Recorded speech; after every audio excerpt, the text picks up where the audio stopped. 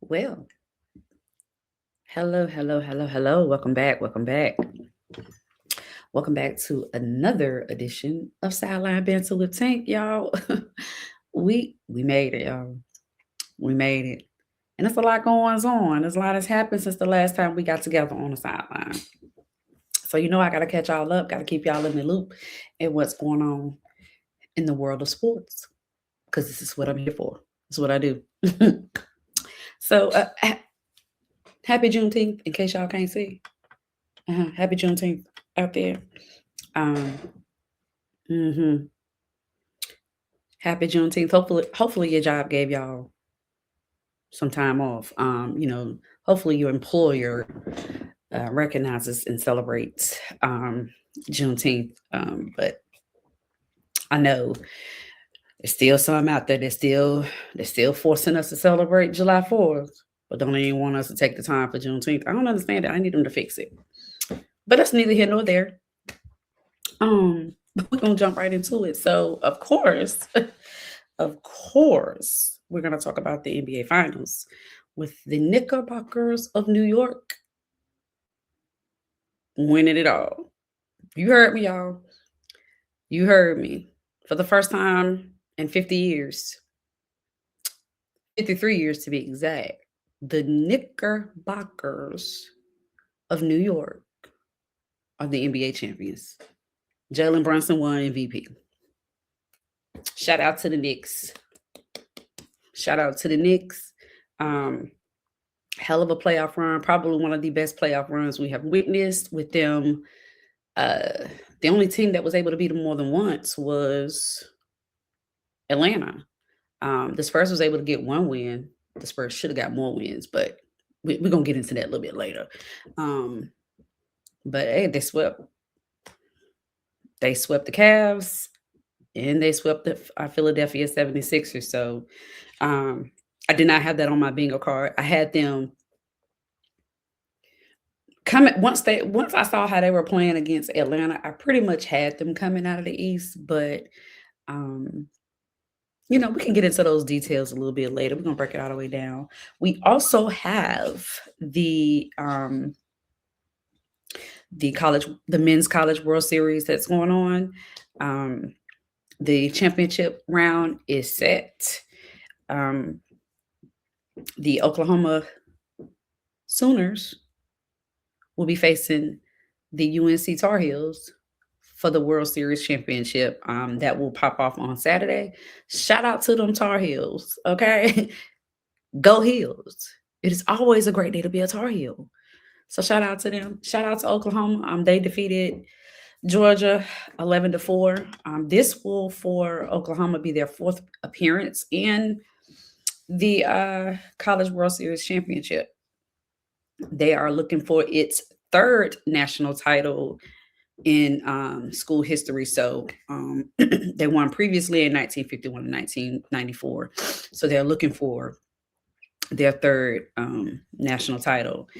As far as the Tar Heels, they defeated West Virginia 12-7. Now, UNC has been one of the most consistent programs in college baseball, whereas they've had multiple appearances into the College World Series playoffs. Actually, they have the second most appearances without a title. So they've never won a title, but they have had the appearances, whereas they have had three. This would be their third championship appearance since going back to back in 2006 and 2007, where they lost to Oregon both times. So they're looking to go ahead and get that win. We also have the Carolina Hurricanes, y'all. Carolina is on and popping, ain't it? We got the Carolina Hurricanes. They bought home that Stanley Cup. Okay, went to Vegas and said, when we leave Vegas, we're not going home to play. We're going home to celebrate. Okay. And I was here for all of it. So shout out to the Carolina Hurricanes for winning the Stanley Cup for the second time in franchise history. The last time they did it was in 2006. So it's 20 years ago. So if your franchise ain't won in a minute, this might be your year. This might be your year since y'all. If it's been if it's been a minute since you won something, this might be your year because it is the year of clearing droughts is what it's looking like to me. But shout out to the Hurricanes. They did defeat the Vegas Golden Knights 3-0 in Game 6 in Vegas. I guess it was so bad that the coach said he ain't coming back. Vegas. I guess y'all pissed him off that bad. He said I ain't coming back. Don't even look for me. I ain't even coming back. He packed up before he left. That's what it told me. But that's neither here nor there. But shout out to them Hurricanes. Shout out to and also with the Knicks. Y'all be safe. Be safe at these parades. Hurricanes, be safe. Don't y'all go out there acting foolish. New York, we saw how y'all been acting. Y'all been showing out. Y'all was showing out before y'all won the finals. Now y'all don't want. Y'all really showing out. Calm down. Celebrate. Be safe. Okay? Same thing with the Hurricanes. Y'all be safe out there. Have fun. But act like you got some sense. Act like your mama raised you with some home training. Okay? Or with your mama, your grandma, your daddy, whomever, your auntie. Act like you got some home training. That's all. Moving on to the WNBA. The New York Liberty and the Las Vegas Aces will be competing for the WNBA Commissioner's Cup Championship. You heard it. That game will pop off on June 30th, and it will be aired on Amazon Prime. So New York went 6-0 in the Commissioner's Cup tournament. 6-0. They went undefeated. They had that little slow start, but Sabrina was injured. So I think they were trying to, get into their groove, get going. Had the little slow start, but I guess they done figured it out because they 6-0. Okay, 6-0 in the tournament. I'm in the World Cup, not World Cup, the Commissioner's Cup tournament. They're going to be facing Asia and the Las Vegas Aces. Good luck. The Aces went 5-1 in the tournament. So with New York being undefeated, they get to host the championship. So it will be at Barclays Center in Brooklyn. So shout out to them. Some other news in the WNBA, they have extended or added on more games for them, along with, you have expansion teams coming in. You just had Golden State that came in last year, I believe. This year you had Toronto and you had Portland. Those two teams being added. So we have so far 3 expansion teams. The Connecticut Sun will be moving to Houston, where we're bringing back the Houston Comets. So along with that, we have more games. So we have 50 games now of the regular season for the WNBA. I think it's great because I think that shows that the game is growing. A lot of people don't like to say this. I don't know why, but the eyes that are now on women's basketball. I mean, come on, y'all. Okay, like since Caitlin Clark was shooting threes from the parking lot, more eyes have come.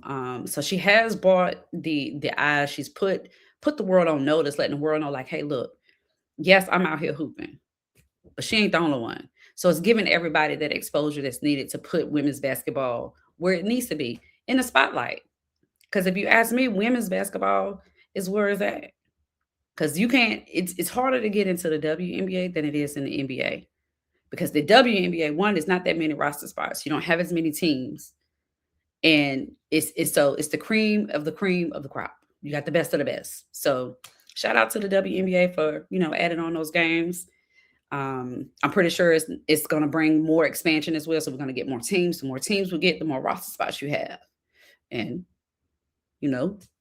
the league is growing. So I love that. I love that for the ladies. They already got their money. They're getting paid now. Ladies get $1 million contracts now. Finally.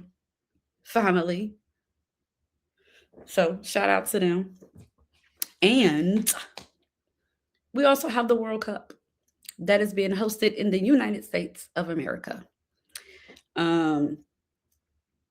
It's been co-hosted across the U.S., Canada, and Mexico. So it started on the 11th of June, and it's 48 teams, I believe it is. But The US is in a great position, y'all. We out here, I can't say hooping, because that's what I want to say. We out here hooping.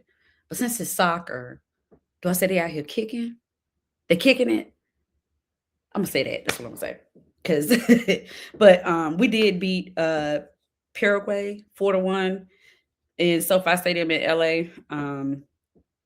We will face Australia later today at 3 o'clock and Turkey on June 25th at 10 p.m. I'm gonna have to catch the highlights of that 10 p.m. one because yeah, I'm gonna tell you right now. At about 9 o'clock, Auntie is in the bed rubbing ankles and checking locations. That's what she's doing. And probably done found a documentary that's gonna put her to sleep. That's just me. So, but I'm gonna catch the highlights. But what do you know? I might be up watching it. Who knows? We'll see. So that's just a little bit of things that's going on in the sports world, but we gotta break down this NBA finals, baby. We gotta break this down. Because as great as the Knicks were this entire playoffs, they had to fight for everything they got in this finals. And I'm not saying that the Knicks played bad. They didn't. And I think on paper, the Spurs were a better team. On paper, better team. However, I do feel as though that the Knicks wanted it more. They had the veteran experience. Um, and they just had that I'm not losing. I'm here. Since I'm here, I'm gonna go ahead on and win it. And that's how they played. It showed on the court. So like every single game, all 5 games. Now let's start there. I had no idea that this was about to go 5 games. I had on my bingo card Knicks in 6, Spurs in 7. That was me. And it could have been my bias because I just wanted 7 games because I love basketball that much, you know. But I did not have on my bingo card the Knicks losing. I mean, I'm sorry, the Knicks winning in 5 games. I did think San Antonio was going to at least get them 2, but it didn't work out like that. The Knicks had other plans. So if you look at the games, all 5 games, the Spurs led for like 75% of the series. As in they led they had leads, double-digit leads. And somehow in that fourth quarter, they found a second win and went to work. Jalen Brunson, yes, he won MVP. Yes, he is one of the most clutch players we've ever witnessed. But overall, he did not play great throughout the entire series. He played great down the stretch, which is when they needed him the most. And it did help them get to the win. But I'm a stats person. I watch the games, but I'm also a stats person. Jalen Brunson didn't shoot very well in the finals. If you ask me, the most consistent player and efficient player was OG Anunoby. OG was shooting lights out. His worst game was game 5. Same thing for Karl Anthony Towns. Karl Anthony Towns had solid games 1, 3, 4. Game 5, not so much. But without those performances in games 1 through 4 from OG, from Josh Hart, from Karl Anthony Towns, from Jose Alvarado, you don't. Michael Robinson, cannot forget about Michael Robinson and his defense. You don't get a game 5.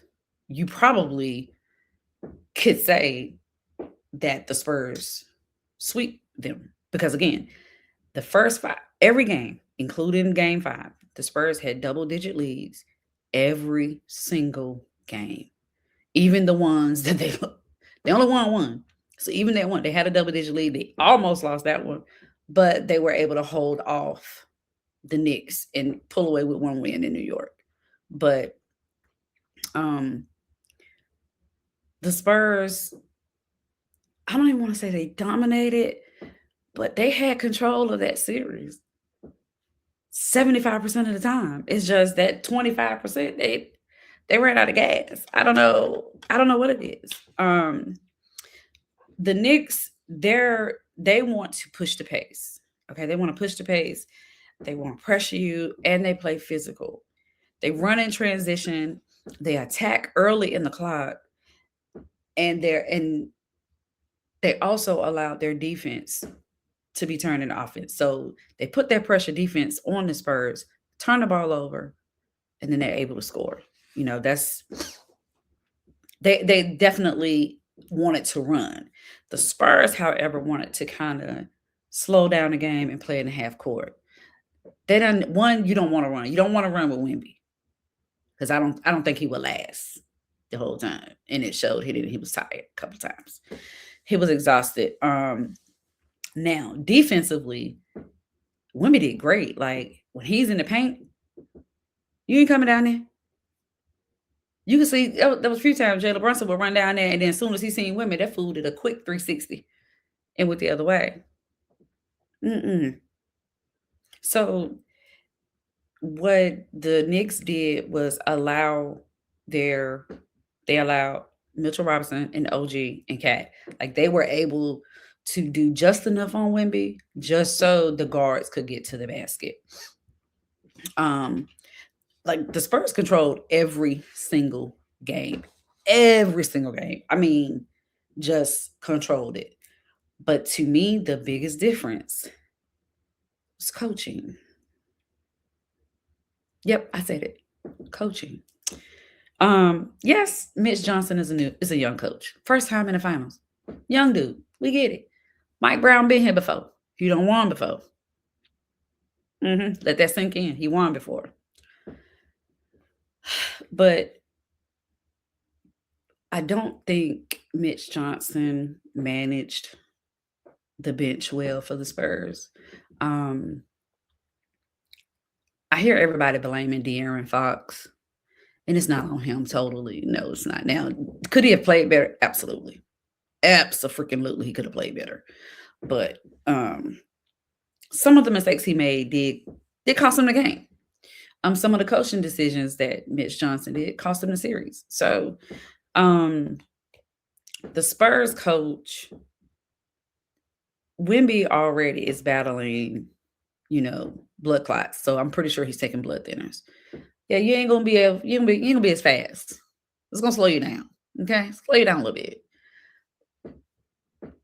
When the Spurs had those big leads, I think that is when Mitch Johnson should have then set Wemby and his other starters, let them get some rest, and then let them come back in the fourth quarter so that they could have the extra push to do what needed to be done to win.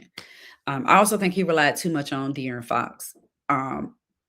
After De'Aaron Fox showed you that he wasn't the best player on the court. I understand you needed him as the better ball handler because, of course, in the OKC series, Stephon Castle had too many turnovers. They were able to get that together and to eliminate the turnovers, or at least not as many. So, but down the stretch, Dylan Harper, if you ask me, Dylan Harper was the only player that was playing like he'd been there before for the Spurs. You would not know that kid was a rookie with the way he was playing. You wouldn't have known. He cooked. In all of his minutes, he played 30 minutes, 30 plus minutes a game, and he made every last one of them count. I think at that point with Mitch, you might. I understand you're going with the more experienced player, but I'm gonna need you to go with the player that's showing you that they got it, that they're making it, that they're making it happen. And he didn't make that adjustment. He relied on De'Aaron Fox.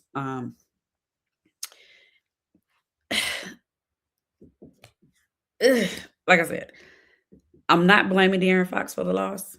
I don't think we should blame him. I think it's a whole lot of blame that can go. Wemby didn't show up in the fourth quarter, and maybe he only showed up once, one or two games in the fourth. For the most part, in the fourth quarter, he was non-existent. So that's something that you got to work on. And I think another thing we got to remember is that the Spurs are young. Wemby's 22. Harper's 20. Castle, what, 21, 22? The kids are young. Like, I think the average age of the team is 25. 25, and they've already been in the finals. Let me tell you something, Western Conference. Y'all gonna have some on y'all hands. If they are able to keep that core together and develop them, Western Conference gonna have some on their hands. Y'all was worried about OKC, and how young they were. The Spurs are younger, baby. So Western Conference gonna have some on their hands. Good luck is all I got. So I'm real interested to see how that roster develops, how they grow. Are they gonna be able to keep them all together? For the most part, they probably will. Another question that's going to come up is what are they going to do with De'Aaron Fox? Do you keep De'Aaron Fox? Do you trade him to get somebody else in? Do you trade the rookies, one or two of the rookies, to try to get another veteran scorer? So we're going to really be keeping an eye on that for the offseason. So shout out to the Spurs. To the Spurs and the Knicks. Shout out to the Spurs for actually getting there. You can't win them all. Their youth definitely showed, especially in, I want to say game 4, because game 4, the Spurs were up big. And yeah, I think that's the game that was up like 29 points. And then they came back and lost. And I was over here still wondering what the hell was going on. Yeah. You lose. To me, that is what took your soul. But the youth showed, because they started with that game, they had that big lead. That third quarter, they came out throwing lobs and was missing, jacking up threes early in the shot clock. Yeah, you can't do that. Your youth showed. So hopefully, this offseason, that is something that they work on and get together and fix it, because yeah, in the finals, you can't do that. You can't let up. You cannot let up. Now, I did want to talk about a little bit of the rumblings that have been surrounding Victor Wembanyama and not shaking hands at the end of the game. I seen that more on my timeline than I did the Knicks actually winning. Why are we talking about that man not shaking hands? And the Knicks has been on Good Morning America, Today Show, Maury Povich probably. I mean, come on. And we want to talk about Wemby not shaking hands. So I responded to someone on Twitter when they said that they didn't think it was a good look. They thought it was poor sportsmanship, right? So here's my take, and my take only. I am a competitor. Okay? I don't like to lose. And I take it personally when I lose. I don't like it. I don't care if we playing a game of tic-tac-toe. I don't care if we playing a game of duck, duck, goose. I don't care. I got to win. I want to win. Okay? If after a big game, such as the finals, and it is the last game, I'm probably not going to want to shake your hand, especially since you are on my court and you're celebrating. I'm pissed off, not necessarily at you, but I am mad that I didn't win. I'm going to need a minute. I'm going to need some time, a few minutes maybe. I'm going to let you go on and celebrate. But you might not want me to come and shake your hand because I'm going to have attitude. I'm not going to be genuine. I'm like, yeah, all right, whatever, you won.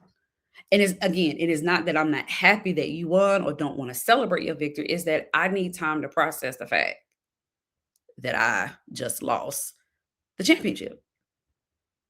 And I lost it on my home floor. And furthermore, I had the game in the bag. I had the lead. And I lost it. And I lost the game. So I'm not going to be too excited about shaking your hand. Now, I might come back later on, once you done, because I'm definitely not about to sit out there and watch you celebrate. That's what I'm not going to do. I'm not going to sit out there and watch you celebrate. Once things have calmed down, I done took my shower. We about to walk out, about to leave. Before I leave the arena, I'm going to find you and shake your hand.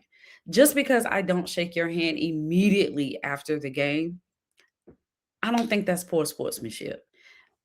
Again, that's just me. It's not that I have anything against you. It's not that I'm mad that you won. I'm mad that I lost. And I need time to deal with that. And y'all gotta understand, Wimby different. Wimby is not from America. He ain't from here. He from over there in France. Maybe they don't shake hands over there. I don't know. But did he shake hands before the game? Did he try to help a player up if they got knocked down or something? There are other ways to show sportsmanship. Just because you don't shake hands at the end of the game does not necessarily mean they just sore losers. I mean, y'all was talking trash about Anthony Edwards when he shook hands with the Spurs and it was 8 minutes left in the game. He said it verbatim.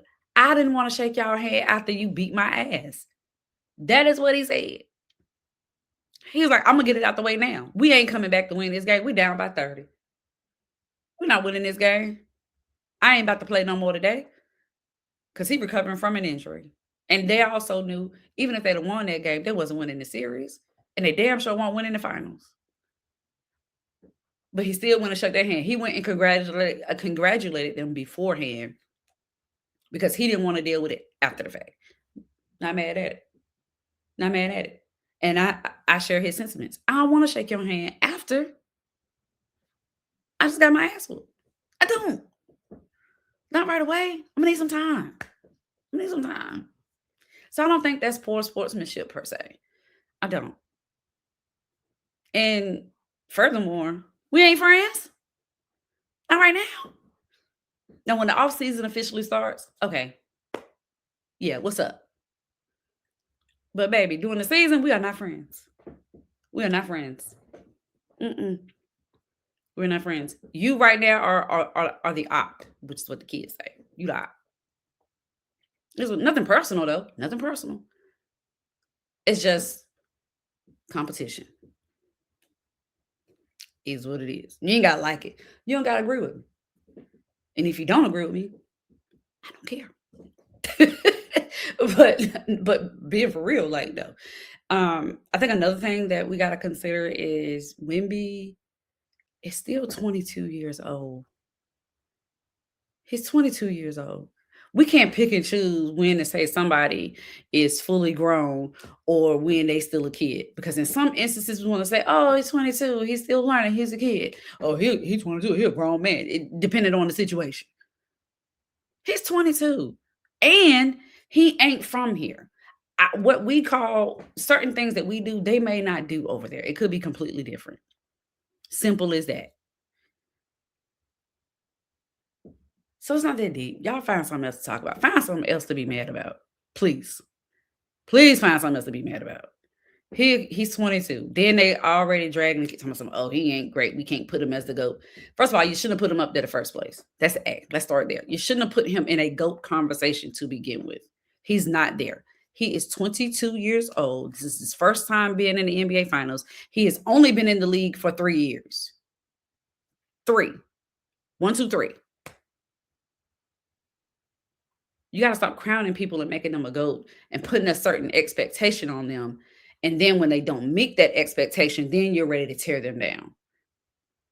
We can't do that, y'all. We got to stop doing that. We got to let people grow and get there first. Okay? Now, is Wemby ahead of his time? Absolutely. Absolutely. So, on that note, I'm going to catch y'all next time on the sidelines, okay? Bring y'all all the sports tea, all the sports drama, all the sports happenings, everything that's going on in the world of sports. Okay? Y'all be good.